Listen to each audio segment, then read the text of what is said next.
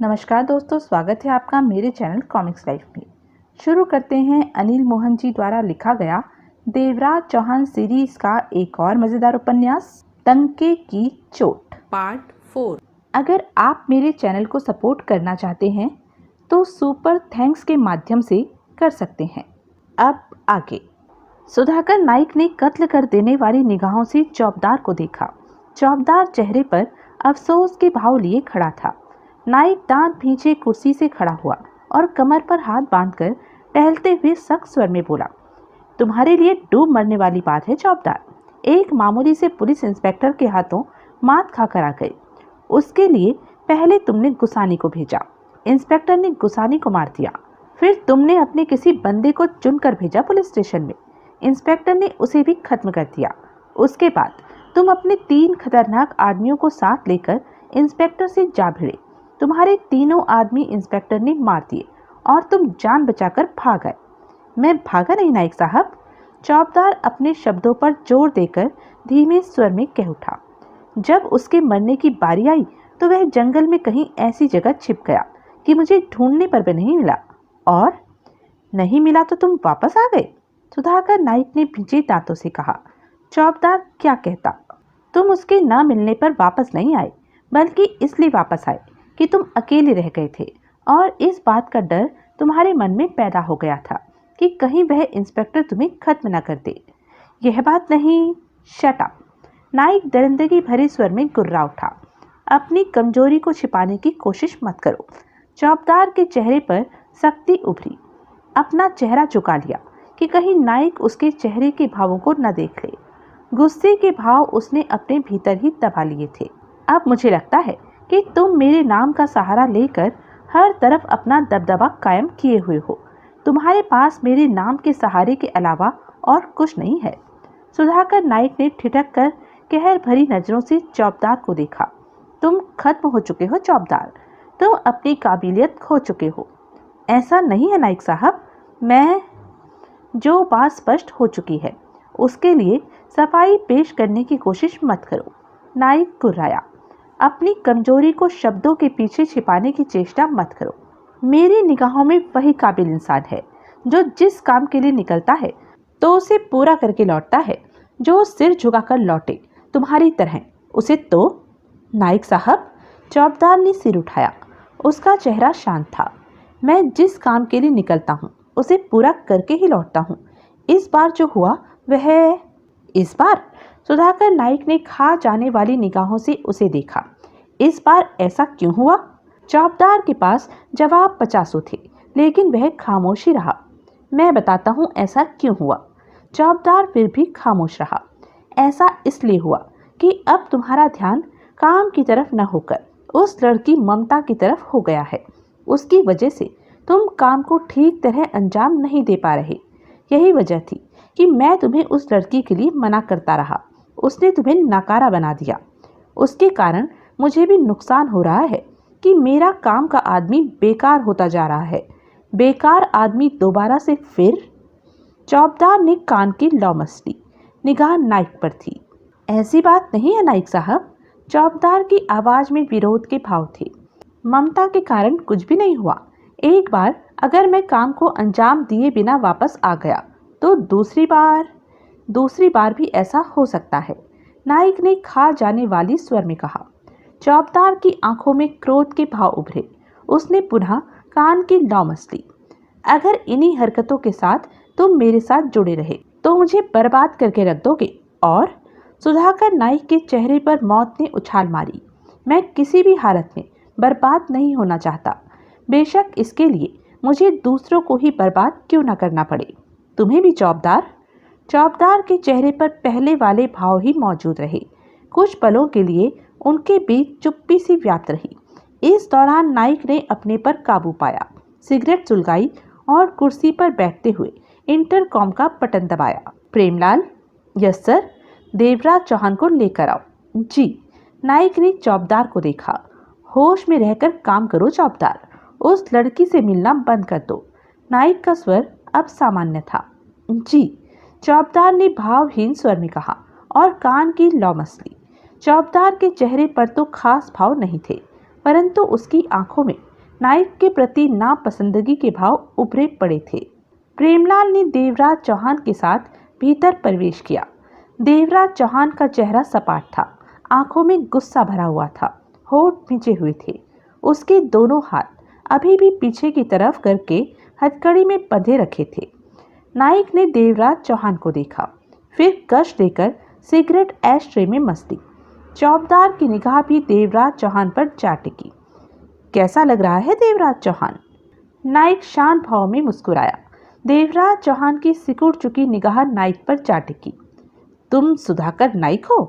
हाँ, मैं ही हूँ। नाइक ने सिर हिलाया। तुम खुद को बहुत बहादुर समझते हो। तुमने क्या सोचा कि नाइक के 1.5 करोड़ पर हाथ फेर कर साफ बच निकलोगे? अब आ गए ना मेरे हाथों के नीचे। देवराज चौहान का चेहरा सख्त हो उठा। मैंने तुम्हारे किसी पैसे पर हाथ नहीं डाला। देवराज चौहान एक एक शब्द चबाकर कह उठा। और वह 1.5 करोड़? नाइक पुनः मुस्कुराया। वह तुम्हारा नहीं, बैंक का था। देवराज चौहान पूर्वता लहजे में कह उठा। अब यह तुम जानो कि बैंक के हाथों से पैसा निकल जाने के बाद क्यों तुमने उस पैसे पर अपना नाम लिखवा लिया कि मैं बैंक के नहीं, तुम्हारे पैसे को ले उड़ा हूं। नाइक हौले से हंसा। तुमने जो भी कहा ठीक है। नाइक ने सिर हिलाया। बैंक से जो पैसा तुम ले गए उस पर मेरा नाम लिखा जा चुका था कि वह पैसा नाइक बैंक से निकलवा रहा है। बैंक में पहुंचते ही उस पैसे पर मेरा नाम लिखा गया था। ऐसे में तुम वह पैसा ले जाओ तो मेरा रौब कहाँ गालिब रह जाएगा?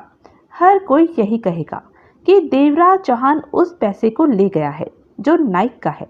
यह बात फैलते ही अंडरवर्ल्ड में मेरी साख पर फर्क पड़ेगा, और इससे भी ज़्यादा फर्क तो तब पड़ेगा जब मैं तुम्हें इस बात की सज़ा नहीं दूंगा तो अंडरवर्ल्ड के लोग कहते फिरेंगे कि अब नाइक में दम नहीं रहा।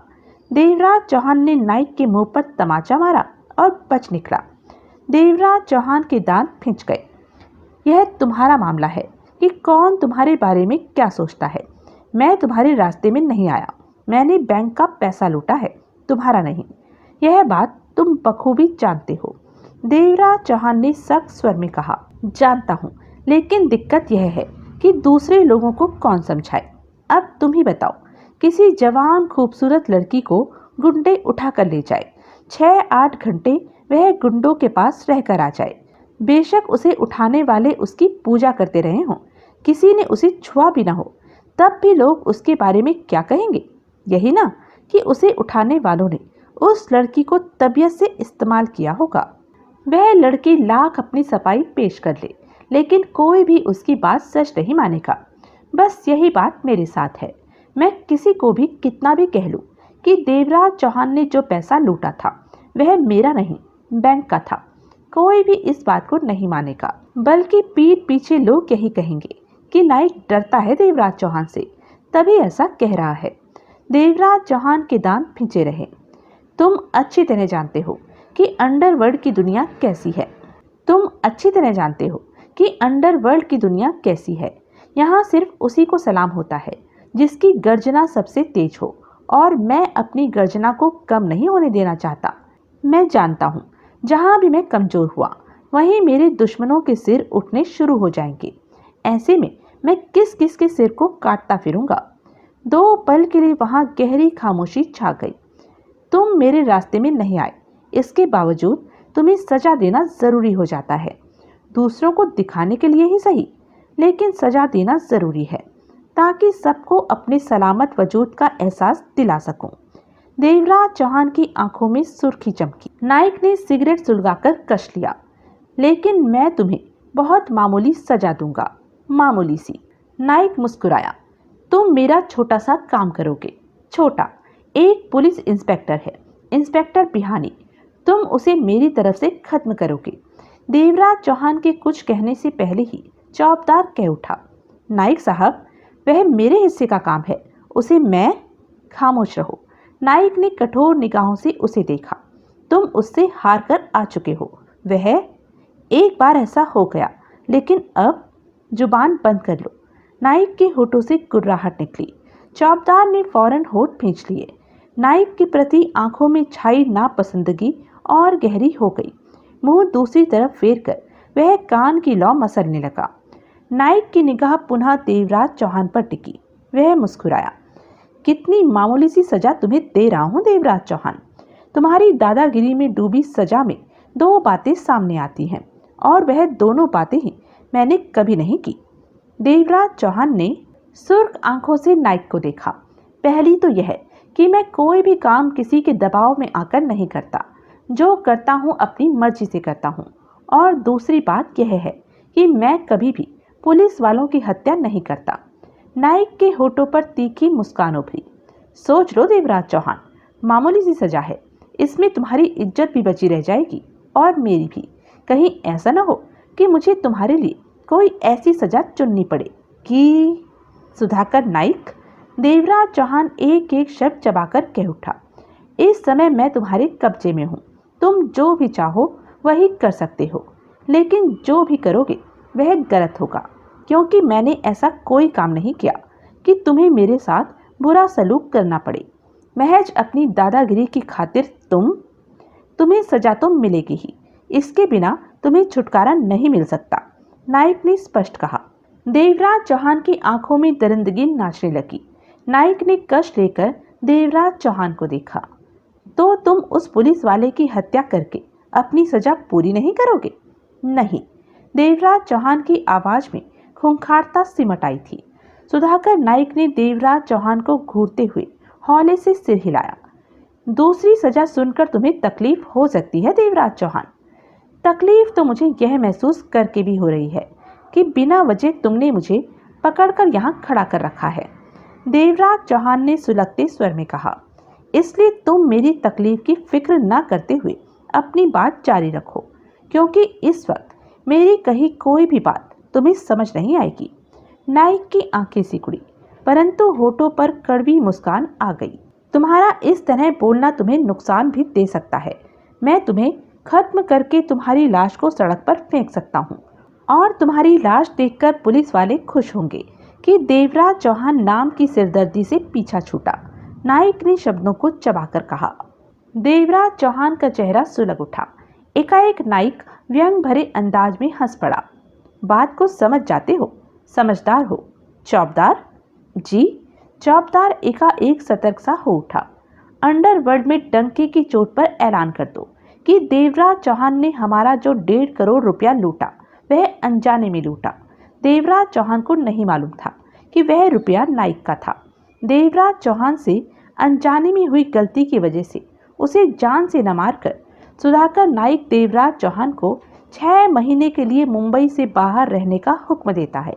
अगर देवराज चौहान सुधाकर नाइक का हुक्म न मानकर 6 महीने से पहले मुंबई में कदम रखता है तो देवराज चौहान को हुक्म न मानने की एवज में सजाए मौत का फरमान जारी कर दिया जाएगा।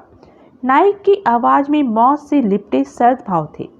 आज ही यह बात अंडरवर्ल्ड में फैल जाएगी, चौबदार ने सिर हिलाकर कहा। देवराज चौहान को अभी मुंबई की सीमा के बाहर छोड़कर आया जाए। जी। चौबदार ने पुनः सिर हिलाया।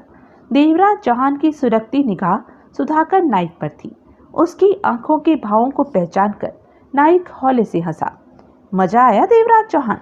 यह सजा कैसी लगी? देवराज चौहान के चेहरे के भाव में कोई फर्क नहीं आया। मैं जानता हूँ देवराज चौहान जैसे इंसान के लिए यह सजा अपमान से भरी है, नाइक ने व्यंग भरे स्वर में कहा।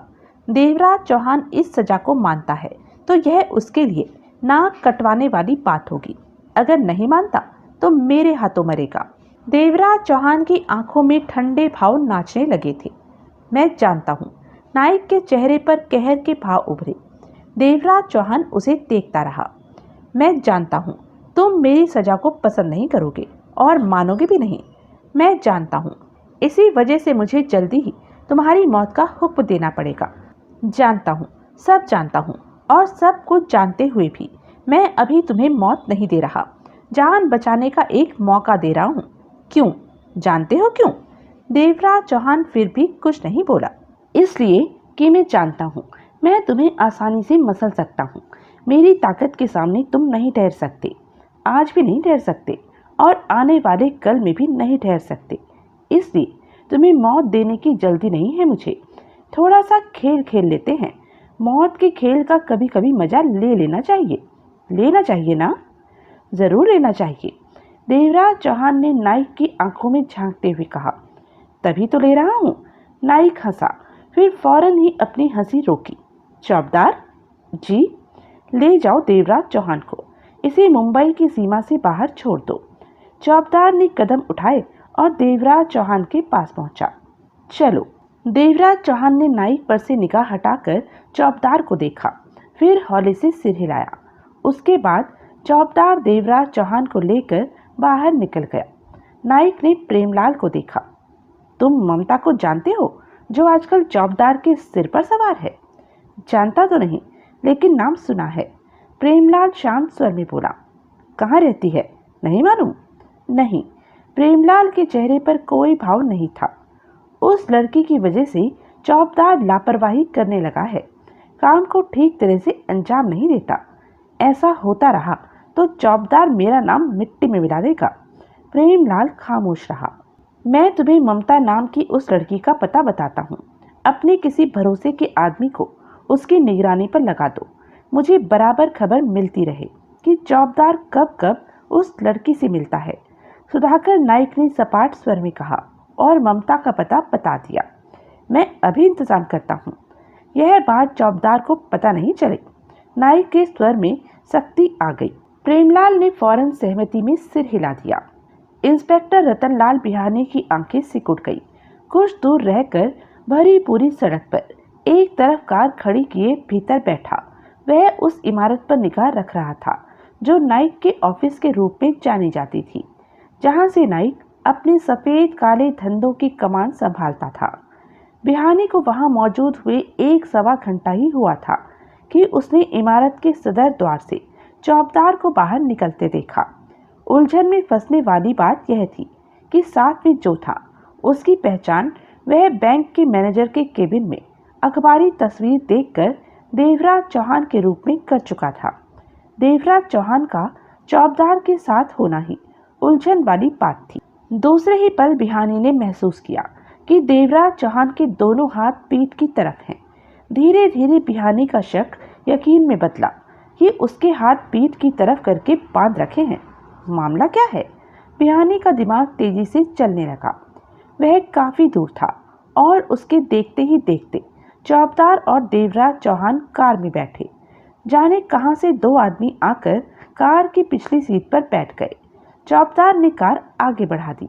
बिहानी ने वक्त बर्बाद किए बिना फौरन कार स्टार्ट की और फासला रखते हुए चौबदार वाली कार के पीछे अपनी कार डाल दी।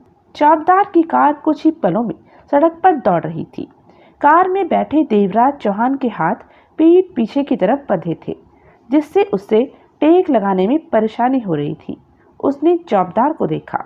हथकड़ी खोल दो, देवराज चौहान बोला। बैठने में दिक्कत आ रही है। चौबदार ने शांत भाव से देवराज चौहान को देखा, फिर निगाहें सड़क पर टिका दी। मैं भी तुम्हारी हथकड़ी खोलना चाहता हूँ, लेकिन ऐसा करना ठीक नहीं होगा। नाइक इस बात को पसंद नहीं करेगा। मैं नहीं चाहता कि नाइक मुझ पर बाद में बरसे। देवराज चौहान के चेहरे पर सामान्य भाव थे। तुम लोग मेरे साथ जो व्यवहार कर रहे हो वह ठीक है? देवराज चौहान सपाट स्वर में कह उठा। नाइक ही जाने, तुम्हारा भी तो इसमें हाथ है। यह ठीक है कि जब तुमने 1.5 करोड़ बैंक से लूटे तब मैंने ही नाइक को तुम्हारे खिलाफ भड़काया था, लेकिन तब के और अब के मेरे विचारों में फर्क आ गया है। चौबदार ने पूर्वता लहजे में कहा। अब तुम्हें सजा मिले या ना मिले, मेरी इस बात में कोई दिलचस्पी नहीं। क्यों, अब क्या हो गया? जो भी हुआ उससे तुम्हारा कोई वास्ता नहीं। यह मेरे और नाइक के बीच की बात है। पिछली सीट पर बैठे दोनों आदमी खामोशी से बैठे थे। देवराज चौहान खामोश रहा। मुंबई की किस सीमा तक पहुंचना चाहोगे? खंडाला की, पूना की, गोवा की, या जहां तुम्हारा मन करे। देवराज चौहान के चेहरे पर कड़वी मुस्कान फैल गई। चौबदार ने देवराज चौहान के चेहरे पर निगाह मारी। जिस तरफ तुम्हारा पहचान वाला रहता है उस तरफ उतार देता हूँ, चौबदार ने कहा। जो तुम सोच रहे हो उसका कोई फायदा नहीं। देवराज चौहान की आवाज में सर्द भाव आ गए। नाइक जैसे का हुक्म मुझ पर लागू होने लगे तो मेरा अस्तित्व ही खत्म हो जाए। चौबदार की आंखें सिकुड़ी। मतलब कि तुम कहीं नहीं जाओगे, मुंबई में ही रहोगे? हाँ, गलती मत करना, नाइक से टक्कर नहीं ले पाओगे, वह तुम्हें जान से मार देगा। वह या तुम, एक ही बात है, मैं नाइक के लिए काम करता हूँ, चौबदार ने कहा।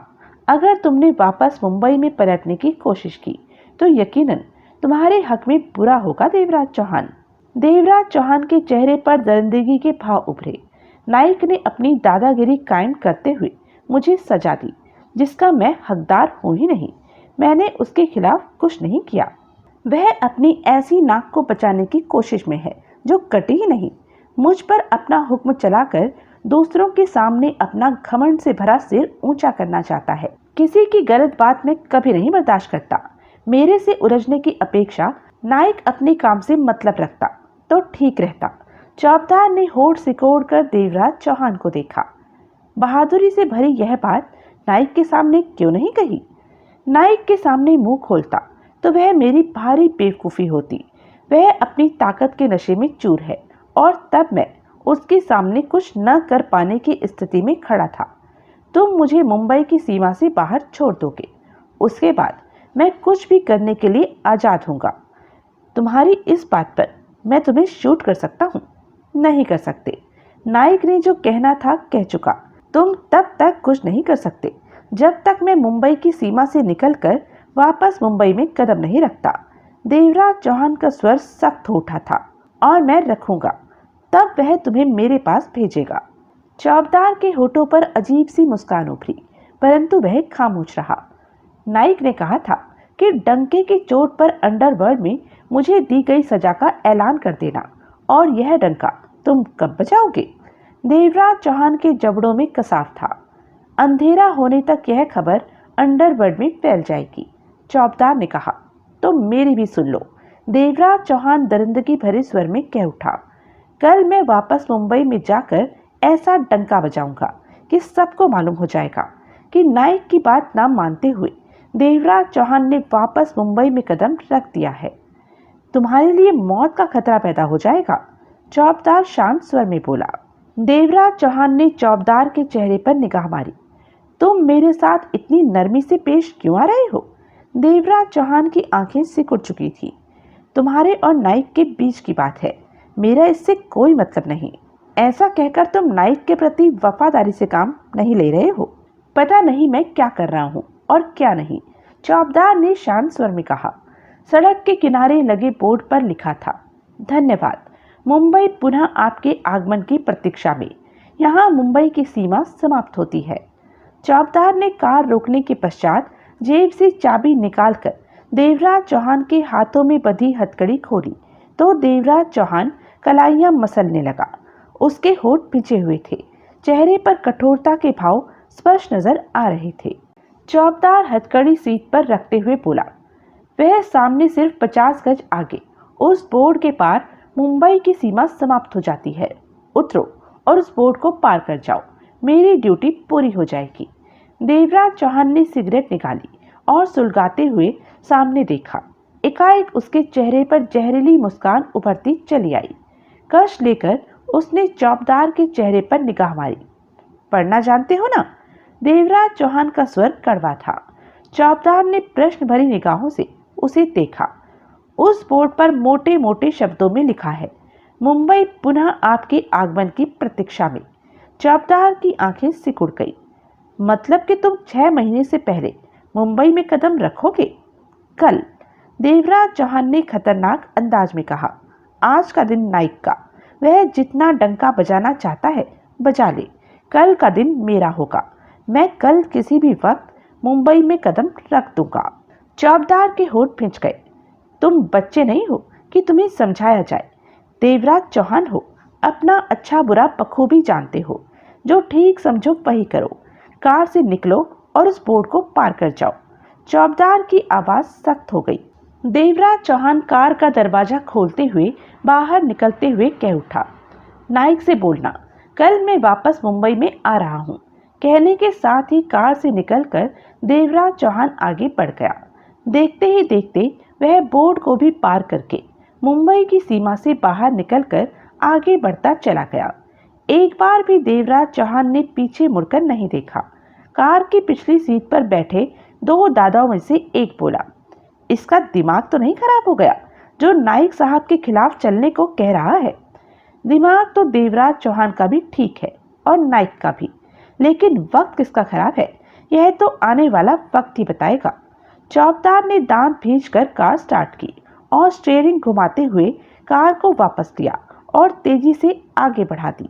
चंद पलों बाद ही उसकी कार सड़क पर खड़ी बिहानी वाली कार के करीब से गुजर गई। बिहानी आगे वाली सीट पर झुक चुका था। दूसरे उसकी कार पुलिस कार न होकर सादी कार थी जिसे वह पुलिस स्टेशन से लाया था। वह भी पुलिस डिपार्टमेंट की कार थी। इन्हीं दोनों वजहों से चौबदार की निगाह कार पर न टिक सकी थी और वह आगे निकलता चला गया था। इंस्पेक्टर रतनलाल बिहानी चौबदार की कार गुजर जाने के पश्चात सीधा होकर बैठ गया। कुछ समय पूर्व उसने देवराज चौहान को कार से निकलकर आगे बढ़ते हुए देखा था। जब चौबदार की कार वापसी के लिए घूमी कि तभी बिहानी नीचे झुक गया था। बिहानी के होंठ भींचे पड़े थे, आंखें सिकुड़ी हुई थी। उसकी निगाह देवराज चौहान पर टिक गई थी जो काफी आगे जा चुका था। जो कुछ भी उसने देखा था वह उसकी समझ से बाहर था। कार में जब देवराज चौहान बैठा था तो बिहानी ने उसके हाथों को पीछे की तरफ महसूस किया था और अब उसे मुंबई की सीमा से बाहर जाते देख रहा था। यह तो वह जानता था कि देवराज चौहान और नाइक का आपस में कोई वास्ता नहीं है। यकीनन कोई बात है, कोई रगड़ा है जो उसकी समझ से बाहर है। चौबदार ने खामखा ही देवराज चौहान को मुंबई की सीमा पर नहीं छोड़ा। पक्के तौर पर कोई बात है। देवराज चौहान और नाइक के बीच में कोई बात हुई है। बिहानी को यह जानने की जरूरत महसूस होने लगी कि बात क्या है। उसके देखते ही देखते देवराज चौहान काफी आगे जा चुका था। बिहानी ने कार स्टार्ट की और आगे बढ़ा दी। बिहानी अपने चेहरे को सामान्य बनाने की भरपूर चेष्टा कर रहा था। वह यह भी सोच रहा था कि कल देवराज चौहान ने बैंक से 1.5 करोड़ की डकैती की थी। वह 1.5 करोड़ बैंक का था, लेकिन उस 1.5 करोड़ पर सुधाकर नाइक ने अपना नाम लिखवा लिया था कि देवराज चौहान ने बैंक का नहीं, उसका 1.5 करोड़ लूटा है। ऐसे में देवराज चौहान और नाइक के बीच प्यार मोहब्बत होने का तो सवाल ही पैदा नहीं होता। कुछ ही क्षणों में बिहानी को देवराज चौहान स्पष्ट नजर आने लगा, जो हाईवे पर सड़क के किनारे जेब में हाथ डाले लापरवाही भरी चाल से आगे बढ़ता जा रहा था। दोपहर के 3 बज रहे थे। चिलचिलाती धूप बदन को झुलसा रही थी। आंखें मिचमिचाते देवराज चौहान आगे बढ़ा जा रहा था। पीठ और छाती पर बहता पसीना रेंगता सा महसूस हो रहा था। दाएं हाथ की उंगलियों में सुलगती सिगरेट थमी थी। झुलसा देने वाली गर्मी में भी उसके चेहरे पर तसल्ली के भाव थे। मस्तिष्क में किसी तरह की खलबली इसलिए नहीं थी कि उसके पास सोचने को कुछ नहीं था। जो सोचना था, जो फैसला करना था, वह कर चुका था। नाइक की दादागिरी को किसी भी हाल में वह बर्दाश्त नहीं कर सकता था। अपनी ताकत के दम पर उसके साथ नाइक मनमानी नहीं कर सकता था। और देवराज चौहान की सोचें टूटी। पास ही में पीछे से आती कार आ रुकी थी। देवराज चौहान ने ठिठक कर कार की तरफ देखा। कार की सीट पर उसने बिहानी को बैठे पाया। बिहानी मुस्कुराहट भरे अंदाज में उसे देख रहा था। दोनों में पहले कभी मुलाकात नहीं हुई थी। बिहानी उसे अखबार में देखी तस्वीर के दम पर पहचानता था। देवराज चौहान उसे न पहचानते हुए भी पहचान गया था कि वह पुलिस वाला है। उसके चेहरे के हाव भाव पहचान कर देवराज चौहान यह बात दावे के साथ कह सकता था। इस बात का एहसास पाकर कि कार में बैठा इंसान पुलिस वाला है, वह सतर्क हो उठा था। हेलो, कार में बैठे बिहानी ने कुछ ऊंचे स्वर में कहा। जवाब में देवराज चौहान शांत भाव में मुस्कुराया। इस आग लगा देने वाली धूप में क्यों खुद को जला रहे हो? आगे जा रहे हो? देवराज चौहान ने हौले से सिर हिलाया। कार में आ जाओ, मैं छोड़ दूंगा। देवराज चौहान आगे बढ़ा और कार की खुली खिड़की के करीब पहुंचकर नीचे झुककर इंस्पेक्टर रतनलाल बिहानी को देखते हुए मुस्कुराकर कह उठा, मैं पुलिस वालों के करीब बैठना पसंद नहीं करता। बिहानी के चेहरे पर हैरानी के भाव उभरे। जल्दी उन पर काबू पा गया। तुम मेरे बारे में जानते हो? इतना कि तुम पुलिस वाले हो। देवराज चौहान का स्वर पहले जैसा ही था। कैसे जाना? तुम्हारा चेहरा बता रहा है। देवराज चौहान के जवाब पर बिहानी ने गहरी सांस ली। इतना ही जानते हो? बिहानी एकाएक मुस्कुराया। और भी कुछ जानना चाहिए क्या? शायद। आओ कार में बैठ जाओ। बिहानी पुनः मुस्कुराया। देवराज चौहान आंखें सिकोड़े उसे देखता रहा। चिंता मत करो, मुझे नाइक ने नहीं भेजा। देवराज चौहान के होठ सिकुड़े। बिहानी की इस बात से उसे कई सवालों के जवाब मिल गए थे। सबसे बड़ा जवाब तो यह था कि यह उसके और नाइक के बीच पैदा हुए नए रिश्ते की जानकारी रखता है। अगले ही पल देवराज चौहान के मस्तिष्क में खटका हुआ। वह चेहरे पर बहता पसीना पोंछते हुए बोला, तुम इंस्पेक्टर बिहानी हो? कैसे? बिहानी अचकचा उठा। कैसे जाना? नाइक तुम्हारी हत्या के लिए मुझे कह रहा था। बिहानी देवराज चौहान को देखता रह गया, कुछ कह नहीं सका। तो फिर मेरी हत्या क्यों नहीं की? बिहानी के होठों से निकला। मैं पुलिस वालों की जान नहीं लेता, देवराज चौहान ने सपाट स्वर में कहा। बिहानी के होठों से गहरी सांस निकल गई। अगर तुम्हारे मन में मेरे लिए कोई मैल न हो तो कार में आ जाओ। बिहानी ने मुस्कुराने की चेष्टा की। 2 क्षणों की सोच के बाद देवराज चौहान ने दरवाजा खोला और कार में आ बैठा। कार किस तरफ लूं? सीधा। अभी मुझे मुंबई नहीं जाना है, देवराज चौहान ने शांत स्वर में कहा। बिहानी ने कार आगे बढ़ा दी। देवराज चौहान ने सिगरेट सुलगाई। नाइक तुम्हारी जान क्यों लेना चाहता है? इस वजह की शुरुआत कल तुम्हारे द्वारा की गई बैंक डकैती के बाद हुई। बिहानी के होठ भिजते चले गए। तुम्हारे जाने के बाद मैं तफ्तीश के लिए बैंक पहुंचा तो वहां चौबदार मौजूद था। मुझे नाइक और चौबदार जैसे लोगों से शुरू से ही दिली नफरत रही है, जो किसी न किसी तरफ से देश को खोखला करने की चेष्टा करते हैं। नाइक ड्रग्स का काम करता है, स्मगलिंग करता है, नाजायज हथियार बेचता है। शहर भर में उसके न जाने कितने ऐसे बार और जुआघर चल रहे हैं जहां ड्रग्स बेची जाती है। युवा पीढ़ी बर्बाद हो रही है। 2 जगह उसके इशारे पर वैश्यालय चलते हैं, जहां मजबूर या नाइक के आदमियों द्वारा फंसाकर लाई गई लड़कियां नाइक के लिए शरीर बेचकर नोट कमाती हैं। यह बात भी आम सुनने को मिल जाती है कि 3 महीने पहले हुए दंगे में नाइक का पूरा हाथ था। ऐसे में कल जब चौबदार मेरे सामने आया तो मैं खुद पर काबू नहीं रख पाया। नाइक के काले कारनामों की याद ताजा हो गई, इसलिए मैं चौबदार की धौंस में नहीं आया। तू मैं हो गई। उसके बाद नाइक के आदमी मुझे मारने आने लगे, लेकिन अपनी ही जान गंवा बैठे। कुछ घंटे पहले चौबदार अपने आदमी लेकर मुझ पर चढ़ दौड़ा। चौबदार के आदमी मर गए, लेकिन चौबदार इसलिए बच निकला कि मेरे पास गोलियों की कमी पड़ गई थी। ऐसे में मैं कुछ दूर कार में बैठा नाइक के ठिकाने की निगरानी करता चौबदार के बाहर आने का इंतजार कर रहा था। चौबदार बाहर आया, लेकिन तुम्हारे साथ। तुम्हें चौबदार के साथ देखने की मैं आशा नहीं कर सकता था, इसलिए पीछे लग गया और अब तुम्हें मिल गया। बिहानी ने एक ही सांस भी अपनी बात समाप्त की। देवराज चौहान ने कश लिया। नाइक अपराधी है तो मैं भी अपराधी हूँ। फिर तुम?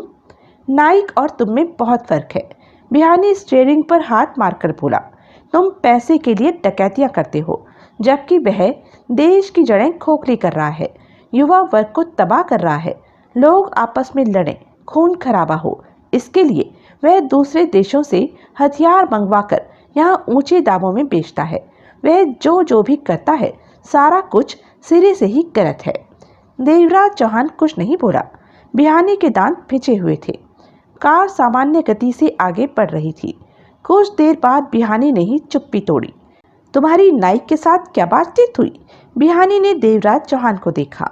देवराज चौहान ने कश दिया। मैंने नाइक का 1.5 करोड़ रुपया लूटा था, इसलिए। नाइक का? बिहानी के जबड़ों में कसाव आ गया। पैसा तो तुमने बैंक का लूटा था। नाइक ने जानबूझकर वह 1.5 करोड़ अपने खाते में लिखवा लिया। ये सब बातें बैंक में मेरे सामने हुई थी। मैं? जो भी हो, नाइक कहता है मैंने उसका 1.5 करोड़ लूटा है। तो? देवराज चौहान के चेहरे पर कड़वी मुस्कान उभर आई। तो अंडरवर्ल्ड को दिखाने के लिए सजा के तौर पर वह मेरे से तुम्हारा कत्ल करवाना चाहता था, जो कि मैंने मना कर दिया। इस पर उसने दूसरी सजा दी, 6 महीने मुंबई से बाहर रहने की। ओह, बिहानी के होठ सिकुड़ गए। अगर तुम मुंबई से बाहर न रहे तो वह मेरी जान ले लेगा। इंस्पेक्टर रतनलाल बिहानी ने गंभीरता से सिर हिलाया। तब तो तुम्हें 6 महीने मुंबई से बाहर रहना पड़ेगा। मैं? देवराज चौहान ने कश लेकर सिगरेट को खिड़की से बाहर उछाला। मैं कल वापस मुंबई में प्रवेश कर जाऊंगा। कल? बिहानी चौंका। अगर तुम मुंबई में वापस गए तो नाइक तुम्हें मार देगा। आज वह हर तरह की ताकत रखता है, उसका मुकाबला कर पाना। तुम अपने काम से मतलब रखो। कार ड्राइव करते हुए बिहानी ने गहरी निगाहों से देवराज चौहान को देखा। मुझे दोनों बातें याद रखनी चाहिए थी, लेकिन एक ही बात याद रखी। गलती मेरी है। क्या मतलब? मैंने एक ही बात ध्यान रखी कि वह सुधाकर नाइक है, मुंबई का बड़ा दादा। लेकिन मैंने इस तरफ नहीं सोचा कि तुम भी देवराज चौहान हो। तुम्हारा अच्छा खासा वजूद है, जीतो या हारो, लेकिन तुम नाइक के मुकाबले पर खड़ा होने का दम रखते हो। देवराज चौहान ने मुंह फेर लिया। तुम्हारे पास आदमी हैं? एकाएक बिहानी ने पूछा। नहीं। तुम्हारे पास लड़ाई के लिए गोला बारूद है? कल जब मुंबई में कदम रखूंगा, हर जरूरत की चीज का इंतजाम हो चुका होगा। बिहानी ने सोच भरे अंदाज में सिर हिलाया। पास में आदमी न हो तो गोला बारूद का कोई फायदा नहीं। तुम्हें आदमी इकट्ठे करने होंगे। देवराज चौहान ने तीखी निगाहों से रतनलाल बिहानी को देखा। मुझे तुम्हारी सलाह की जरूरत नहीं। देवराज चौहान के स्वर में सख्ती सी उभर आई। जो भी पहला कस्बा आए, मुझे वहां उतार देना। मुझसे पल्ला झाड़ रहे हो? बिहानी का स्वर शांत था। पुलिस वालों को मैं अपने पल्ले कभी नहीं मानता। देवराज चौहान ने पहले वाले अंदाज में कहा। दो बातें आराम से कर लेने का मतलब गलत मत। हम दोनों एक ही कश्ती में सवार हैं देवराज चौहान। नाइक हमारा, अपनी कश्ती मेरे से अलग कर लो। देवराज चौहान ने तीखी निगाहों से बिहानी को देखा। पुलिस वाले मेरी कश्ती का चप्पू चलाएं, यह भी मुझे पसंद नहीं। बिहानी ने होठ सिकोड़कर देवराज चौहान को देखा। इतना गुस्सा मत खाओ। हम दोनों साथ मिलकर नाइक से लड़ेंगे। वह मेरी भी जान लेना चाहता। तुम्हारे साथ रहकर मैं पीठ पर गोली नहीं खाना चाहता। इससे तो बेहतर है नाइक की गोली से मेरी मौत हो। इतनी तो तसल्ली रहेगी कि दुश्मन ने सामने आकर गोली मारी है। तुम यह क्यों सोचते हो कि मैं तुम्हें गोली मार दूंगा? इसलिए कि पुलिस को मेरी जरूरत है, और कोई पुलिस वाला मेरे पास रहकर मुझे शूट करने का मौका क्यों खोना चाहेगा? वह फौरन मुझे गोली मारेगा। देवराज चौहान के दांत पिंच गए। तुम गलत समझ रहे हो। मैं वैसा पुलिस वाले हो ना? बिहानी उसे देखता रहा। और पुलिस को मेरी जरूरत है। नाइक से दुश्मनी का बहाना करके मुझे निपटाने की फिराक में हो। बहाना नहीं, नाइक वास्तव में मेरी जान। मैं क्या करूं अगर वह तुम्हारी जान लेना चाहता है? देवराज चौहान का स्वर सख्त था। मामूली सा बहाना करके तुम मुझे बेवकूफ बनाकर मेरी गर्दन काटना चाहते हो? ऐसा नहीं है। तुम जैसा भी है, यह बात अपने दिमाग में रख लो कि मैं तुम्हें अपने साथ नहीं रख सकता। देवराज चौहान ने कठोर नजरों से और भिजे स्वर में कहा। पुलिस वालों का साथ न तो मैं लेता हूँ और न ही देता हूँ, दूर ही भली। इंस्पेक्टर रतनलाल बिहानी गहरी सांस लेकर रह गया। करीब 1.5 घंटे बाद हाईवे पर सड़क के दोनों तरफ बना कस्बा नजर आया, जहां खाने पीने की तथा अन्य तरह की दुकानें नजर आ रही थी। पीछे दूर दूर तक कच्चे पक्के मकान नजर आ रहे थे। कड़कती धूप में हर कोई छांव में सिमटा नजर आ रहा था।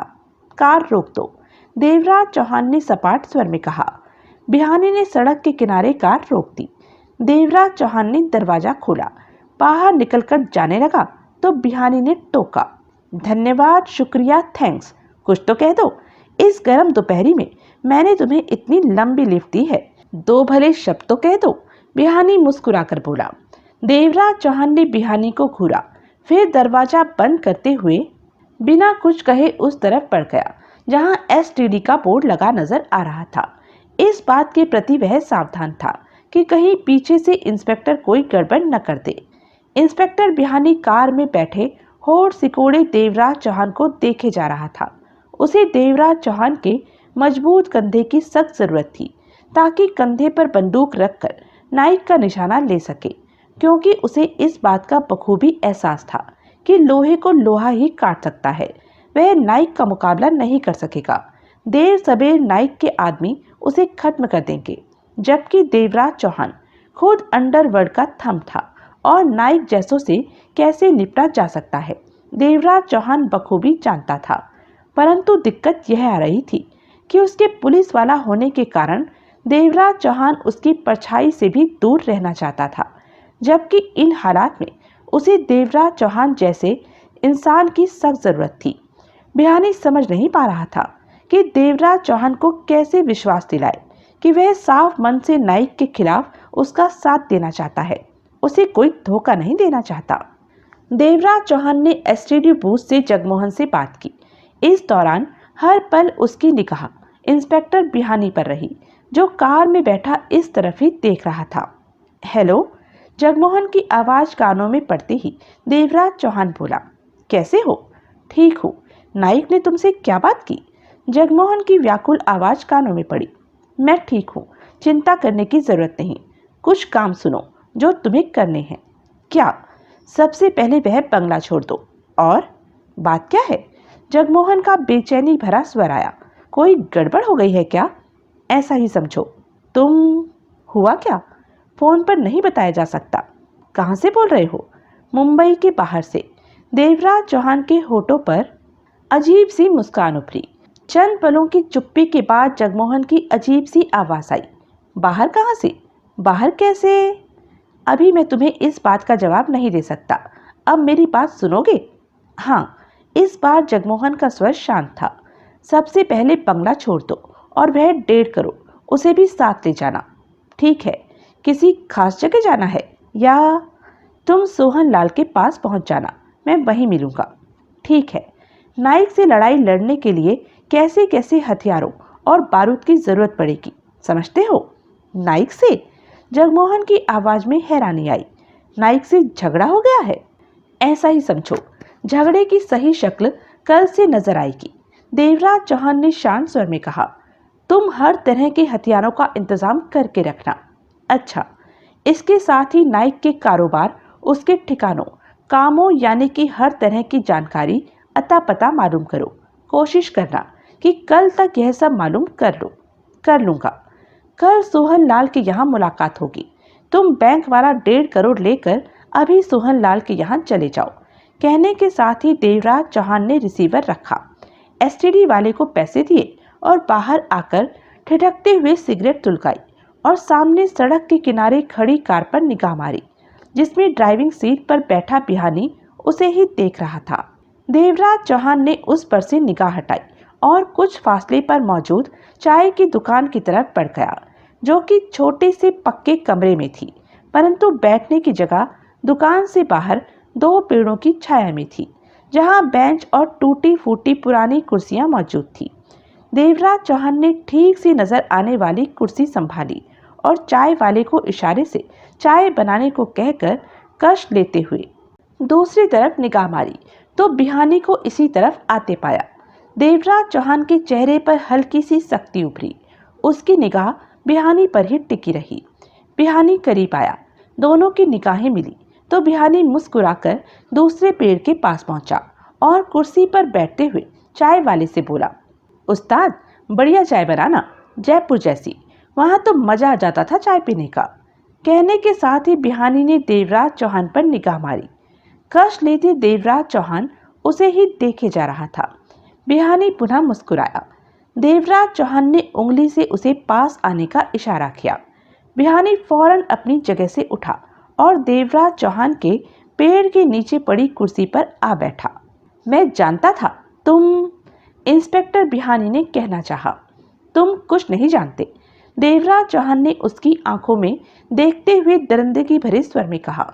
इसलिए बताने के लिए ही तुम्हें बुलाया है, शायद तुम्हारी समझ में मेरी बात बैठ जाए। क्या?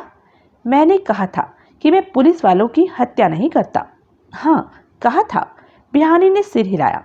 लेकिन एक बात तुम्हें नहीं बताई, देवराज चौहान ने पूर्वता लहजे में कहा। क्या?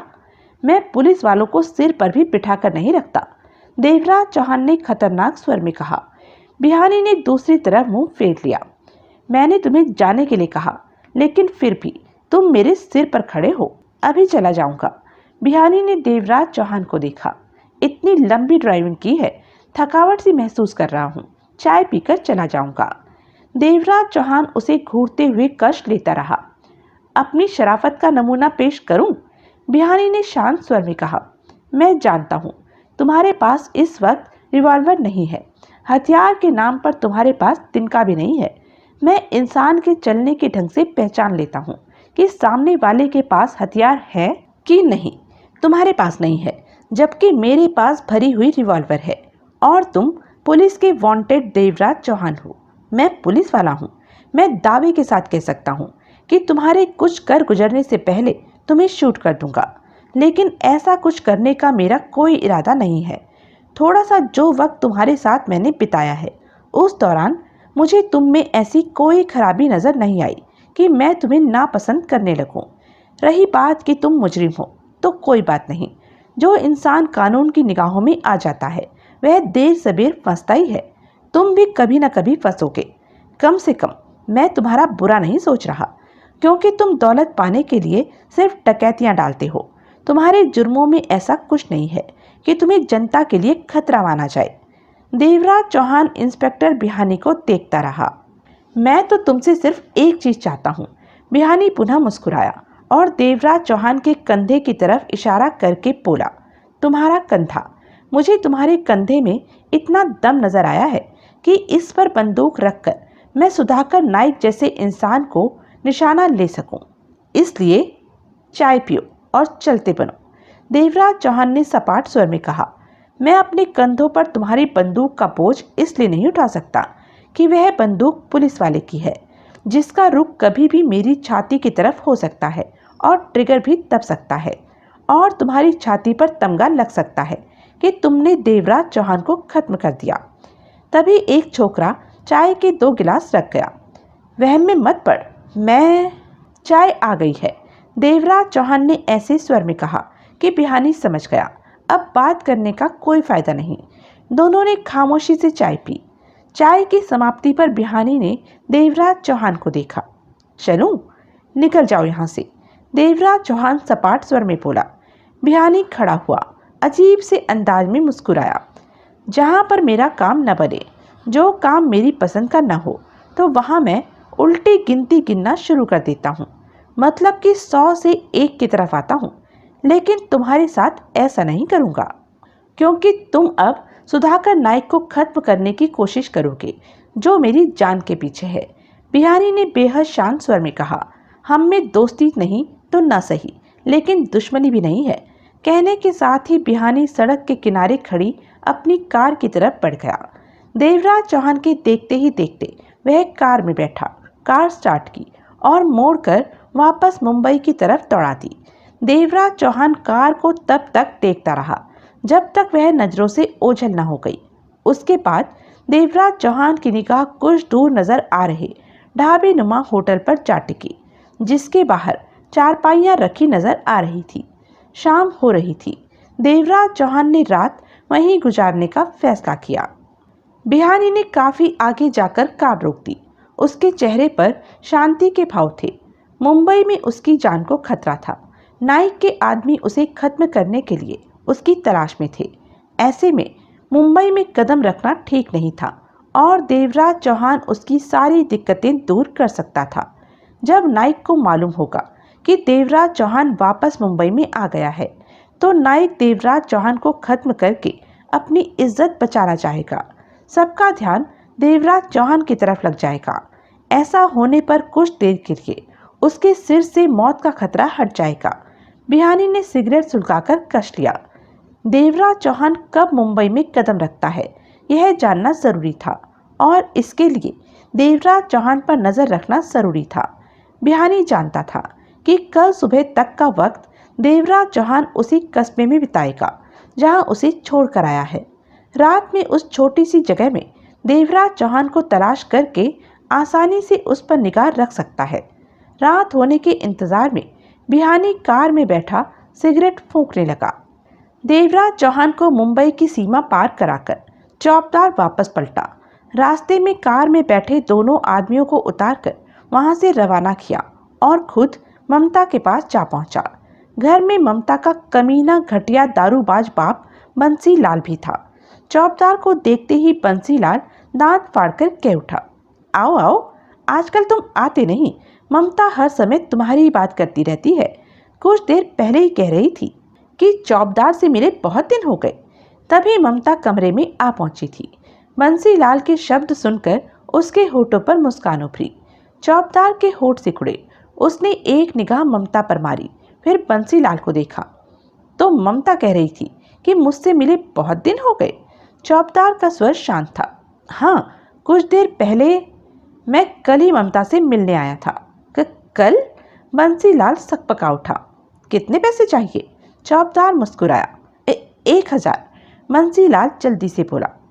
तुम जब भी मांगते हो 1000 ही मांगते हो। ज़रूरत थी 1000 की? 500 मिलेगा, काम चल जाएगा। बंसीलाल जल्दी से बोला। चौबदार ने जेब से नोट निकालकर 500 गिने तो बंसीलाल ने झपट्टा मारकर चौबदार के हाथों से नोट छीनने के अंदाज में ले लिए। चौबदार ने गहरी सांस ली। तुम बैठो, ममता से बातें करो, मुझे जरा काम से जाना है। बंसीलाल ने नोटों को जेब में ठूसते हुए कहा। बेटी, मैं चलता हूँ, रात तक आ जाऊँगा। कहने के साथ ही बंसीलाल बाहर निकल गया। चौबदार ने मुस्कुराकर ममता को देखा। तुम जितनी अच्छी लड़की हो, तुम्हारा बाप उतना ही घटिया इंसान है। चौबदार ने मुंह बनाकर कहा। ममता भी मुस्कुराई। मैंने तुम्हें कितनी बार कहा है, बापू को पैसे मत दिया करो। फिर भी तुम 200-400 से मुझे कोई फर्क नहीं पड़ता। और बंसीलाल खुश हो जाता है। चौबदार हौले से हंसा। बेवकूफ़ है, मांगना भी नहीं आता। 2-4 लाख मांगे, कोई धंधा करे, मैं फौरन दे दूंगा। लेकिन यह इंसान कभी कुछ नहीं कर सकता। इसे हराम के कामों की आदत हो चुकी है। ममता मुस्कुराती रही। छोड़ो, तुम सुनाओ, कैसी हो? अच्छी, ममता ने कहा। क्या लोगे? अभी नहीं, दिन का समय है। मैं तो इधर से गुजर रहा था तो सोचा तुमसे मिलता चलूं। काम पर जाना है, हो सका तो शाम को आऊँगा। चौबदार ने प्यार भरी नज़रों से ममता को देखा। कुछ देर बैठोगे भी नहीं? चौबदार सिर हिलाते हुए बैठ गया। नाइक से बात की थी? ममता उसके सामने आ बैठी। ममता के सवाल पर चौबदार का चेहरा एकाएक कठोर हो गया। क्या हुआ? वह हरामजादा नाइक नहीं मानता। चौबदार के होठों से धीमी कुर्राहट निकली। वह तुम्हें छोड़ देने को कहता है, जो कि नहीं हो सकता। खामखा मामूली सी बात को बढ़ा रहा है। मैं उसके लिए काम करता हूँ, अपनी जिंदगी उसके नाम नहीं लिखती कि जाती जिंदगी में भी उसका हुक्म मानूं। ममता के चेहरे पर चिंता के भाव उभरे। तो फिर क्या करोगे? अगर नाइक का यही रवैया रहा तो मजबूरन मुझे नाइक को छोड़ना पड़ेगा। चौबदार दांत भींचकर कह उठा। और मैं यह बात भी अच्छी तरह जानता हूँ कि नाइक नहीं चाहेगा कि मैं उसे छोड़ूं। फिर कुछ न कुछ तो होगा ही। नाइक को यह बात मैं किसी भी हालत में नहीं मान सकता और मुझे महसूस हो चुका है कि नाइक मेरी बात नहीं मानेगा। ऐसे में जो होगा ठीक नहीं होगा। भगवान के लिए नाइक से लड़ना नहीं, वह तुम। चौबदार एकाएक मुस्कुराया। मस्त रहो, किसी बात की फिक्र मत करो, मैं सब संभाल लूँगा। ममता के चेहरे से चिंता गई नहीं। मुझे डर लग रहा है, नाइक अच्छा इंसान नहीं है। अगर नाइक मेरे साथ बुरा इंसान बनता है तो नाइक जानता है चौबदार भी अच्छा इंसान नहीं है। चौबदार ने सर्द स्वर में कहा। जो भी हो, मैं तुम्हें छोड़ नहीं सकता। चलता हूँ, फिर आऊँगा। कहने के साथ ही चौबदार चेहरे पर जबरदस्ती की मुस्कान लाया और पलटकर बाहर निकल गया। देवराज चौहान का फोन आते ही जगमोहन ने हद से ज़्यादा फुर्ती दिखाई। वह समझ गया कि मामला कहीं न कहीं भारी तौर पर गड़बड़ा उठा है। बैंक वाले दोनों संदूक अभी तक सील बंद पड़े थे और इतने भारी थे कि अकेला आदमी उन्हें उठा सरका पाने की हिम्मत नहीं कर सकता था। फिर भी जगमोहन ने दोनों संदूकों को जैसे तैसे घसीटकर बाहर पोर्च में खड़ी कार तक लाया। एक संदूक को डिक्की में फंसाया, दूसरे को कार की पिछली सीट पर उल्टा पुल्टा रखा। उसके बाद कार की ड्राइविंग सीट संभाली और तेजी से कार सड़क पर ले जाता चला गया। जगमोहन का दिमाग उलझा हुआ था। वह समझ नहीं पा रहा था कि देवराज चौहान मुंबई से बाहर कैसे चला गया। नाइक के साथ उसकी क्या बात हुई? और सबसे बड़ी बात थी कि चौबदार को उनके ठिकाने का कैसे पता चला। इन्हीं बातों में उलझा जगमोहन सोहन लाल के एक कमरे वाले फ्लैट पर पहुंचा। सोहन लाल की आंखें सिकुड़ी। इस वक्त जगमोहन के आने का कोई मतलब नहीं था। सोहन लाल तुरंत कार के पास पहुंचा। जगमोहन कार से निकला तो सोहन लाल ने पूछना चाहा, तुम इस बात बाद में करना, पहले डिक्की और पिछली सीट पर बैंक वाले नोटों से भरे संदूक हैं, उन्हें उठाकर भीतर रखो। जगमोहन ने जल्दी से कहा। बैंक वाले? सोहन लाल चौंका। बात क्या है? क्या हुआ? जो पहले काम करो। उसके बाद जगमोहन और सोहन लाल ने जैसे तैसे दोनों संदूक उठाकर भीतर रखे। इतने में ही दोनों की सांसें फूलने लगी थी। दोनों संदूक वास्तव में थे ही भारी। पहली फुर्सत पाते ही सोहन लाल ने पूछा, बात क्या है? जगमोहन ने चौबदार के आने, देवराज चौहान को ले जाने और देवराज चौहान से हुई फोन पर सारी बात बताई। सुनकर सोहन लाल का चेहरा उलझन में घिर गया। मेरी तो कुछ भी समझ में नहीं आ रहा कि क्या हो रहा है। सोहन लाल के होठों से निकला, इतना तो समझ में आ ही रहा है कि नाइक के साथ कोई झगड़ा हो गया है। जगमोहन होठ भींचकर बोला। सोहन लाल न समझने वाली निगाहों से जगमोहन को देखता रहा। बात क्या है वह तो देवराज चौहान के आने पर ही पता चलेगी। वह कल आएगा यहीं पर। सोहन लाल हौले से सिर हिलाकर रह गया। तुम कोई ऐसा ठिकाना जानते हो जहां से हथियार, गोला बारूद मिल सके? जगमोहन ने पूछा। हाँ, लेकिन वह आदमी बहुत हरामी है, दाम ठोक बजा कर लेता है। सोहन लाल बोला। पैसे की फिक्र मत करो, जगमोहन ने गंभीर स्वर में कहा। मैं तुम्हें पैसों के साथ साथ सामान की लिस्ट दे देता हूँ, तुम सामान का इंतजाम करो। और तुम?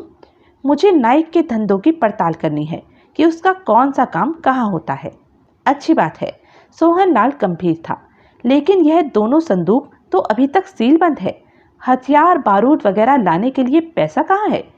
बाहर खड़ी कार की डिक्की में ब्रीफकेस पड़ा है, वह नोटों से भरा पड़ा है। जाते वक्त उसे लेते जाना। नाइक? सोहन लाल ने गंभीर स्वर में कहा। बहुत खतरनाक बंदा है। मालूम है। जगमोहन के होठ भींच गए। देवराज चौहान ने रात को ढाबी नुमा होटल में खाना खाया और रात वहीं खुले आसमान के नीचे पड़ी चारपाइयों में से एक चारपाई पर बिता दी। इस बात का देवराज चौहान को एहसास नहीं हो पाया कि इंस्पेक्टर बिहानी रात भर वहीं मंडराता रहा है, उस पर नजर रखता रहा है। देवराज चौहान की निगरानी के दौरान बिहानी सिर्फ 1 से 4 बजे तक 3 घंटे की नींद ही ले पाया था, वह भी अपनी कार की पिछली सीट पर। भोर होने से पहले ही बिहानी पुनः देवराज चौहान पर दूर से मुनासिब जगह पर रहकर निगाह रखने लगा था। दिन की रोशनी फैलते ही देवराज चौहान की आंख खुल गई। ढाबे के पीछे की तरफ हैंडपंप लगा हुआ था। वहां देवराज चौहान ने नहा धोकर पुनः वही कपड़े पहने, ढाबे से थोड़ा बहुत नाश्ता किया। इसमें ही सुबह के 9 बज गए। उसके बाद देवराज चौहान सड़क पर आ खड़ा हुआ ताकि लिफ्ट लेकर मुंबई तक पहुंच सके। चेहरे पर किसी तरह का तनाव या उत्तेजना नहीं थी। बिहानी अपनी जगह से हिला और एक तरफ हटकर खड़ी कर रखी अपनी कार में बैठा। इंजन स्टार्ट किया और कार आगे बढ़ा दी। कुछ ही पलों बाद देवराज चौहान सड़क पर खड़ा नजर आने लगा था। बिहानी ने देख लिया था कि देवराज चौहान की निगाह भी उसकी कार की तरफ उठ चुकी थी। बिहानी ने कार देवराज चौहान के पास ले जाकर रोकी और मुस्कुराया। मुंबई तक के लिए तुम्हें लिफ्ट चाहिए होगी, मैं कार लेकर हाजिर हूँ, बिहानी ने कहा। देवराज चौहान की आंखें सिकुड़ चुकी थी। आगे बढ़कर वह कार के करीब पहुंचा। मतलब कि तुम कल से यहीं पर हो? बिहानी ने मुस्कुराकर सिर हिलाया। मुझ पर नजर रख रहे थे? हाँ, बिहानी ने सिर हिलाया। तुम्हारी हिफाजत करना इस वक्त मेरा फर्ज, धर्म, सब कुछ है, क्योंकि तुम नाइक के खिलाफ लड़ाई शुरू करने जा रहे हो, जो मेरी जान का दुश्मन है, जो समाज का दुश्मन है, जिसकी मौत कम से कम इस वक्त मेरे लिए बहुत ज़रूरी है। तुम उसे खत्म करने जैसा शुभ काम करने जा रहे हो। ऐसे में इस बात का ध्यान रखना ज़रूरी है कि तुम्हें कुछ हो न जाए। देवराज चौहान ने गहरी निगाहों से उसे देखा। मैंने कल तुम्हें जाने के लिए कहा था। मैं गया या नहीं, इस बात को छोड़ो। मेरे कारण तुम्हें कोई तकलीफ तो नहीं हुई, बल्कि रात भर तुम्हारी रखवाली ही करता रहा। बिहानी ने शांत स्वर में कहा। कार में बैठ जाओ, मुंबई तक पहुंचा दूंगा, तुम्हारा नौकर बनकर ड्राइव करूंगा। कहकर बिहानी हंसा। देवराज चौहान कई पलों तक बिहानी को देखता रहा। अपना रिवॉल्वर निकालो। बिहानी ने रिवॉल्वर निकालकर देवराज चौहान को थमा दिया। अब भी मुझ पर भरोसा नहीं? बिहानी कह उठा। रात भर तुम खुले आसमान के नीचे चारपाई पर सोए रहे। अगर मैंने तुम्हें मारना होता तो 10 बार चैम्बर भरकर तुम्हारे बदन में बार बार गोलियां उतार सकता था। कोई मुझे रोकने वाला नहीं था। देवराज चौहान ने बिहानी की रिवॉल्वर अपनी जेब में डाली और कार का दरवाजा खोलकर भीतर बैठ गया। बिहानी के होठों पर मुस्कान उभरी। कार आगे बढ़ाऊं? हाँ। बिहानी ने तेजी से कार को मुंबई की तरफ दौड़ा दिया। तुम्हारा ध्यान रखने के लिए रात भर जागता रहा हूं। धन्यवाद। शुक्रिया तो कह दो। देवराज चौहान ने सिगरेट सुलगा ली। कोई बात नहीं, मत कहो। बिहानी ने सिर हिलाया। नाइक के खिलाफ मैं तुम्हारा पूरा साथ। तुम्हें किसने कह दिया कि मैं तुम्हें साथ रखूंगा? देवराज चौहान बोला। नहीं रखोगे? नहीं। ओह, मैंने तो सोचा था कुछ देर के लिए हम दोनों में सुलह हो गई है। बिहानी ने गहरी सांस ली। एक बात तो समझ में आ गई कि तुम बहुत शक्की किस्म के व्यक्ति हो। ठीक कहते हो, पुलिस वालों पर विश्वास करना मेरी आदत से बाहर की बात है। पुलिस वाले भी तो इंसान होते हैं। मैंने कब कहा कि जानवर होते हैं? देवराज चौहान ने कष्ट देकर बाहर की तरफ देखते हुए कहा। बिहानी मुंह बनाकर देवराज चौहान को देखने लगा। नाइक को यह कैसे पता चलेगा कि तुम वापस मुंबई आ गए हो? बिहानी ने पूछा। देवराज चौहान ने सख्त निगाहों से बिहानी को देखा।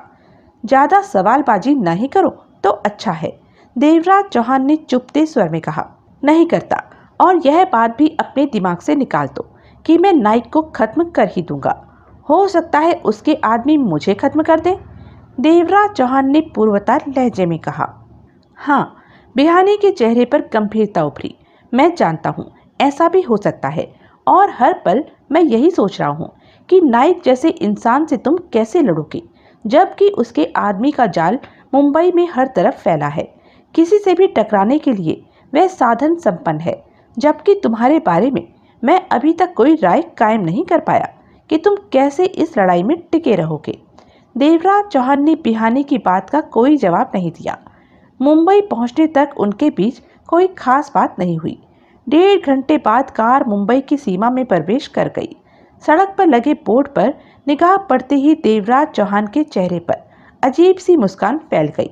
बोर्ड पर बड़े बड़े शब्दों में लिखा था, मुंबई आपका स्वागत करता है। शहरी इलाका शुरू होते ही देवराज चौहान ने कार रोकने को कहा। बिहानी ने सड़क के किनारे कार रोक दी। देवराज चौहान कार से बाहर निकला। भले इंसान, बिहानी ने मुस्कुराकर मीठे स्वर में कहा। मेरी रिवॉल्वर तो वापस कर दो। सर्विस रिवॉल्वर है, इसके बिना मैं खुद को अधूरा पुलिस वाला महसूस करता हूँ। देवराज चौहान ने रिवॉल्वर जेब से निकालकर कार की सीट पर रख दी। तो यह बात पक्की है कि नाइक के खिलाफ लड़ाई में तुम मुझे अपने साथ नहीं रखोगे? नहीं। देवराज चौहान ने गंभीर स्वर में कहा। मैं पुलिस वालों से दूर रहना पसंद करता हूँ। मालिक हो, मर्जी तुम्हारी। बिहानी ने गहरी सांस लेकर कहा और कार आगे बढ़ा दी। लेकिन देवराज चौहान का पीछा नहीं छोड़ा, जबकि देवराज चौहान को विश्वास था कि इस बार बिहानी उसका पीछा छोड़ देगा। आगे से दूसरी सड़क पर घूमकर बिहानी पीछे से पुनः वापस आ गया था और दूर रहकर देवराज चौहान पर निगाह टिका दी थी। देवराज चौहान पैदल ही आगे बढ़ गया। दिन के करीब 12 बज रहे थे। लोग और वाहन आ जा रहे थे। वह फुटपाथ पर आगे बढ़ता जा रहा था। कुछ आगे जाने पर उसे पब्लिक बूथ नजर आया तो उसकी आंखों में जहर भरे भाव उभरे। देवराज चौहान ने पब्लिक बूथ से नंबर मिलाया। हेलो, चौबदार से बात करनी है। देवराज चौहान ने सपाट स्वर में कहा। कौन हो तुम? मैं अपने बारे में बताना जरूरी नहीं समझता।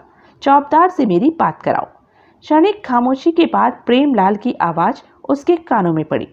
चौबदार यहाँ मौजूद नहीं है, ज़रूरी काम है। वह जहाँ भी है उससे मेरी बात करा दो। देवराज चौहान ने कहा।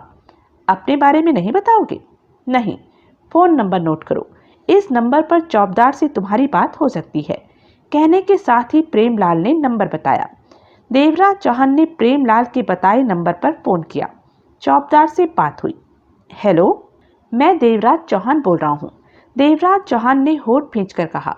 पल भर के लिए दूसरी तरफ चुप्पी सी छा गई। कहाँ से बोल रहे हो? चौबदार की आवाज़ पुनः उसके कानों में पड़ी। मुंबई से। तो तुम वापस आ गए? माने नहीं तुम। चौबदार की आवाज़ सख्त थी। मैंने आज वापस आने के लिए कहा था चौबदार, और देवराज चौहान जो कहता है वही करता है। देख रहा हूँ, लेकिन तुम इस बात को भूल रहे हो कि नाइक भी जो कहता है वही करता है। चौबदार ने एक एक शब्द चबाकर तीखे स्वर में कहा था। मैंने इन बातों के लिए तुम्हें फोन नहीं किया, तो तुमसे अकेले में सिर्फ आधे मिनट के लिए मिलना चाहता हूँ। क्यों? मेरी जान लेने का इरादा है क्या? देवराज चौहान धोखे से भरी मौत किसी को नहीं देता। मुझ पर विश्वास नहीं तो मत मानो मेरी बात। चौबदार की तरफ से आवाज नहीं आई। फोन बंद कर दूं? देवराज चौहान बोला। काम क्या है? मिलने पर मालूम हो जाएगा। नाइक जानता है कि तुम वापस आ गए हो? नहीं, अभी यह बात सिर्फ तुम जानते हो, देवराज चौहान ने सपाट स्वर में कहा। देवराज चौहान, तुम्हारे मुंबई में आ जाने का मतलब है नाइक की और तुम्हारी लड़ाई। स्पष्ट है कि इस लड़ाई का सेनापति नाइक मुझे ही बनाएगा। यह बात तुम भी जानते हो। ऐसे में अगर तुम यह सोचो कि मैं तुम्हें किसी तरह की छूट दे दूंगा तो गलत सोच रहे हो, गलत कह रहे हो। मुझे किसी से कुछ भी मांगने की आदत नहीं है। हमारी यह आधे मिनट की मुलाकात न तो दोस्ती से भरी होगी और न ही दुश्मनी से भरी। चाहते क्या हो? यह मिलने से पहले नहीं मालूम हो सकेगा। तुम्हें अकेले आना होगा। और तुम? अकेले आऊँगा। हमारा झगड़ा तो शुरू होना ही है। अच्छा यही होगा कि अगर तुम यह लड़ाई अपने तौर पर न लड़ो, तब शुरू करो जब नाइक तुम्हें कहे। ठीक है। चौबदार की आवाज़ उलझन से भरी थी। आता हूँ, जगह बोलो। Bandra West, Blue Moon hotel के सामने, सड़क पार, फुटपाथ पर। 1 घंटे बाद आ जाऊँगा, अकेले। चिंता मत करो। देवराज चौहान ने रिसीवर रख दिया। उसका चेहरा सख्त हुआ पड़ा था। देवराज चौहान सोहन लाल के यहाँ पहुंचा। जगमोहन और सोहन लाल वहां मौजूद थे। उनके पूछने पर देवराज चौहान ने बताया कि मामला क्या है। सुनकर जगमोहन का खून खौल उठा। साला हरामजादा नाइक बेकार में हम पर दादागिरी झाड़ता है। उसके बाप का राज है कि जो वह चाहेगा वही होगा। जगमोहन दरिंदगी भरे स्वर में कह उठा। समझता क्या है अपने आप को? जो हथियार बारूद वगैरह का इंतजाम हो गया या भी करना है? देवराज चौहान ने पूछा। बरोबर हो गया। नाइक के ठिकानों और कारोबार के बारे में जानकारी हासिल की? देवराज चौहान ने जगमोहन को देखा। हाँ, रात भर इसी काम में लगा रहा हूँ। देवराज चौहान ने सिगरेट सुलगाकर कश लिया। कमरे में मौजूद नोटों से भरे बैंक वाले संदूकों पर निगाह मारी। फिर दोनों को देखकर सपाट स्वर में कह उठा। 1.5 करोड़ से भरे ये दोनों संदूक कार में रखो। क्यों? जगमोहन के होठों से निकला। रखो। क्यों का जवाब वापस आकर दूंगा। देवराज चौहान का रुख पहचान कर जगमोहन पुनः कुछ नहीं बोला। सोहन लाल के साथ मिलकर दोनों संदूकों को बाहर मौजूद उसी कार में रखा जिसमें रखकर कल यहाँ लाया था। देवराज चौहान ने कलाई पर बंधी घड़ी पर निगाह मारी। मैं 1-1.5 घंटे तक लौटाऊंगा, कहने के पश्चात देवराज चौहान की निगाह सोहन लाल पर जा टिकी। चौबदार को मेरे बंगले के बारे में कैसे मालूम हुआ? कैसे मालूम हुआ? सोहन लाल के होठों से निकला। यह बात तुम सोचो। देवराज चौहान शब्दों को चबाकर कह उठा। क्योंकि बंगले के बारे में तुम और तुम्हारा वह महावीर जानता था। कहने के साथ ही देवराज चौहान बाहर निकल गया। 2 पल के लिए तो सोहन लाल कुछ नहीं समझ पाया। तीसरे ही पल उसके मस्तिष्क को झटका लगा। चेहरे पर खतरनाक भाव उभर आए। हरामजादा महावीर है, सोहन लाल के होठों से निकला। मेरे पास आया था इस बात से डरता हुआ कि नाइक के आदमी बैंक लूटे जाने के कारण देवराज चौहान और उसके तीनों साथियों को तलाश कर रहे हैं। मैंने उसे समझाकर ठंडा करके वापस भेज दिया। मुझे क्या मालूम था कि हरामी नाइक के टांगों में जाकर घुसेगा। साला गधी का। कहाँ रहता है महावीर? जगमोहन का चेहरा सुलग उठा। तेरी कोई जरूरत नहीं, ऐसे कुत्तों से मैं आसानी से निपट लेता हूँ। सोहन लाल ने दांत भींचकर क्रोध भरे स्वर में कहा और बाहर निकल गया। देवराज चौहान ने बांद्रा वेस्ट में बार मून होटल के सामने सड़क पार कार रोकी और फौरन उतरकर आगे बढ़ गया। कुछ दूर पहुंचकर ठिठका और सिगरेट सुलगाकर कार पर निगाह रखने लगा। अगर कहीं कोई खतरा था तो उसकी निगाह उस खतरे को पकड़ने की कोशिश कर रही थी। 10 मिनट बीत गए, कहीं कोई खतरा नहीं था। 11वें मिनट में चौबदार कार पर वहां पहुंचा। उसकी कार से कुछ आगे चौबदार ने कार रोकी थी और एक हाथ जेब में डाले कार से बाहर निकलकर दाएं बाएं देखने लगा। देवराज चौहान की निगाह चौबदार पर टिक चुकी थी, साथ ही उसकी निगाह इधर उधर भी दौड़ रही थी, परंतु चौबदार अकेला आया दिख रहा था। इंस्पेक्टर बिहानी हद से ज्यादा सावधानी इस्तेमाल करते हुए देवराज चौहान पर निगाह रख रहा था। यही वजह थी कि देवराज चौहान उसे न देख पा रहा था। बिहानी ने कार को बहुत पीछे छोड़ दिया था और पैदल ही आगे बढ़कर एक दीवार की ओट में होकर देवराज चौहान पर नजर रखने लगा था। वह समझ नहीं पा रहा था देवराज चौहान कार छोड़कर दूर क्यों जा खड़ा हुआ है। फिर जब चौबदार आया तो बिहानी की आंखें सिकुड़ गई। बिहानी फौरन समझ गया कि देवराज चौहान चौबदार से मिलने आया है, लेकिन क्यों? बिहानी की आंखें सिकुड़ गई। इतना तो वह पक्के तौर पर जानता था कि देवराज चौहान किसी भी कीमत पर चौबदार से दोस्ताना बात नहीं करने वाला।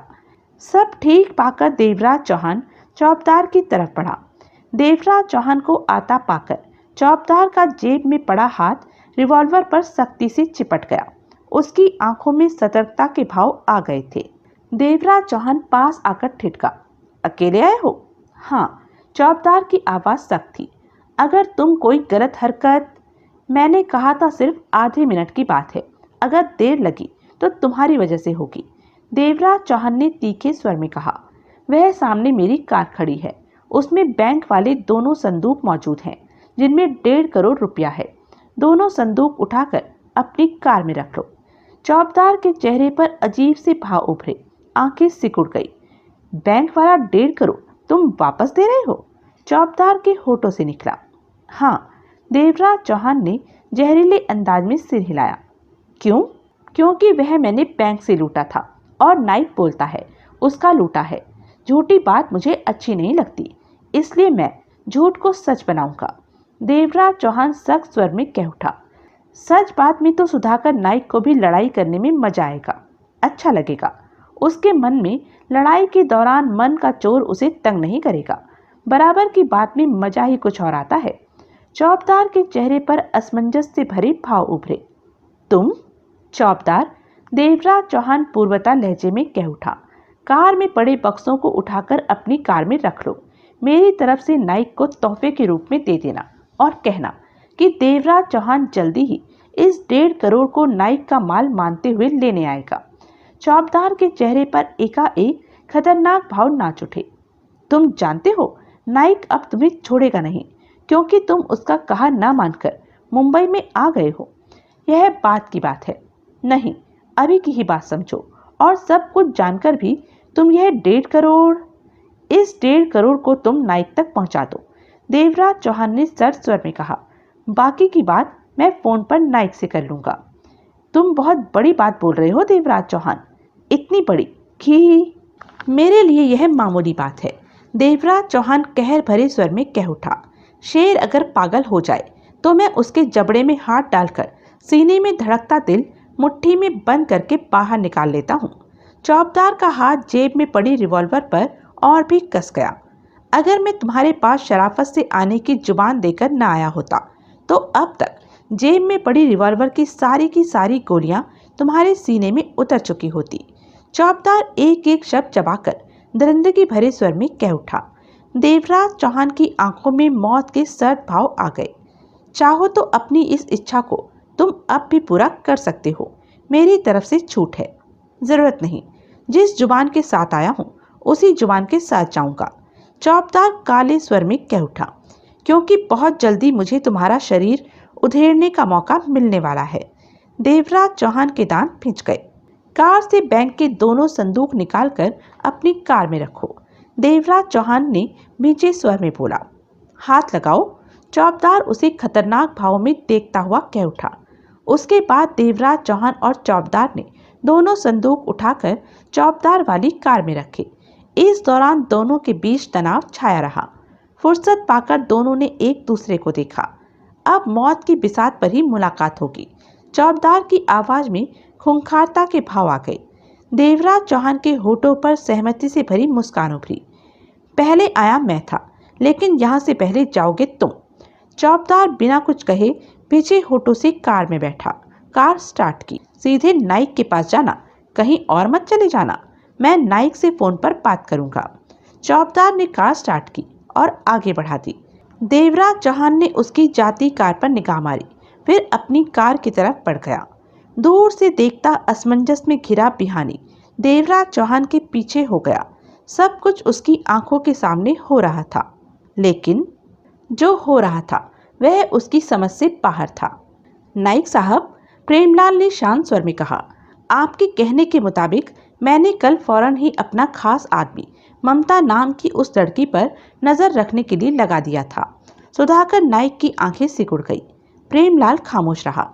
चेहरे पर हिचकिचाहट के भाव छाए रहे। आगे बोलो। नाइक के जबड़ों में कसाव आ गया। कल जब चौबदार देवराज चौहान को लेकर गया था, तो शायद वह वक्त उसकी वापसी का ही रहा होगा, जब वह ममता से मिलने उसके घर गया था। प्रेमलाल ने स्थिर लहजे में कहा। नाइक की आंखें सुलग उठी।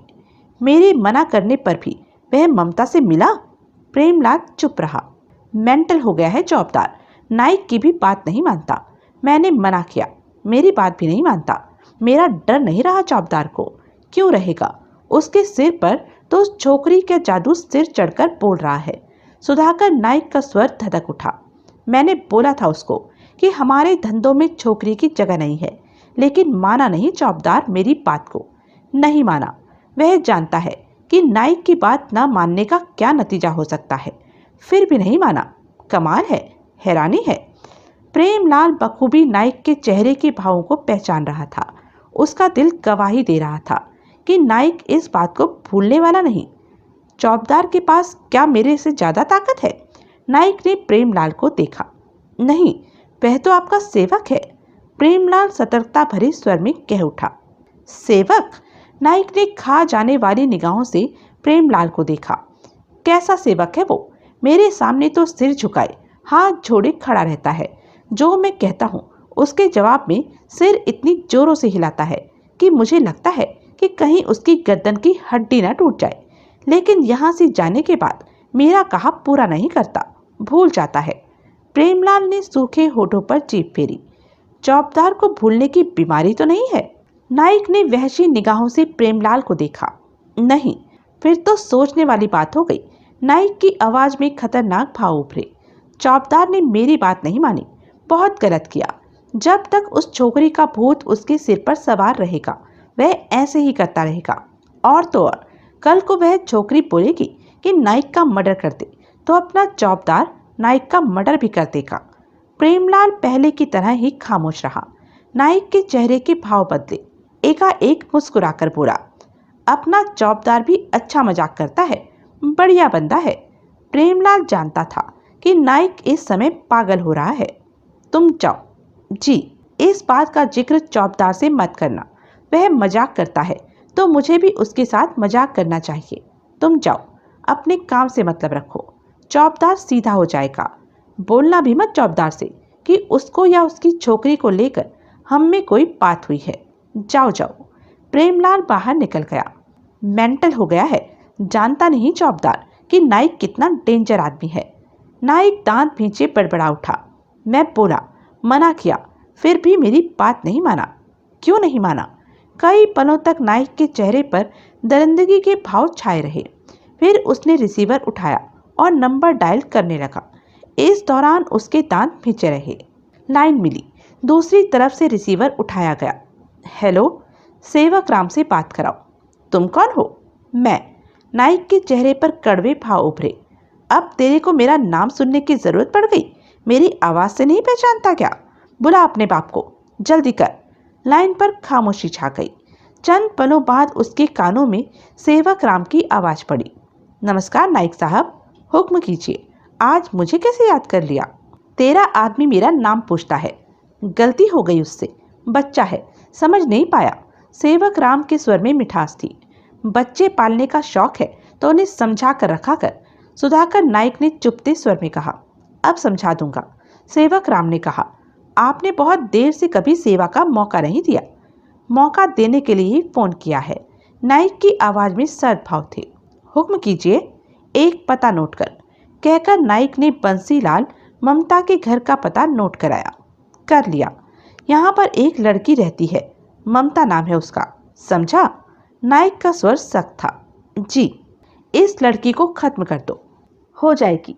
यह काम आज ही हो जाएगा। तेरे को मालूम है ना नाइक तेरे को कौन सा काम करने को बोलता है? जी, जो बहुत खास हो और मुंह बंद रखने वाला हो, जिसके बारे में मेरे आदमियों को भी पता न चले कि वह काम मेरे इशारे पर हुआ है, जिसका वास्ता मुझसे दूर दूर तक भी कहीं नजर न आए, किसी को नहीं पता चलेगा। यह भी नहीं मालूम होना चाहिए कि यह काम तेरे इशारे पर हुआ है। कोई बात है नाइक साहब? हाँ, अच्छी बात है। जैसा आप कह रहे हैं वैसा ही होगा। काम कैसे करना है? ऐसे कि पता न चले कि मेरे कहने पर यह काम तूने किया है। काम कर, निपट और भूल जा कि उस लड़की को तेरे इशारे पर खत्म किया गया है। और समझाऊं क्या? मैं समझ गया नाइक साहब, आज ही निपटाना है इस काम को। फिर सुन ले। कहने के साथ ही नाइक ने रिसीवर रख दिया। उसके चेहरे पर दरिंदगी उभरी पड़ी थी। धीरे धीरे उसने खुद को सामान्य किया और अपने कामों में व्यस्त हो गया। तो यह थी अब तक की कहानी। आगे की कहानी जानने के लिए बने रहें मेरे साथ। और हाँ, मेरे चैनल को लाइक, शेयर और सब्सक्राइब करना ना भूलें। और कमेंट करके ज़रूर बताएं कि यह वीडियो आपको कैसा लगा। धन्यवाद।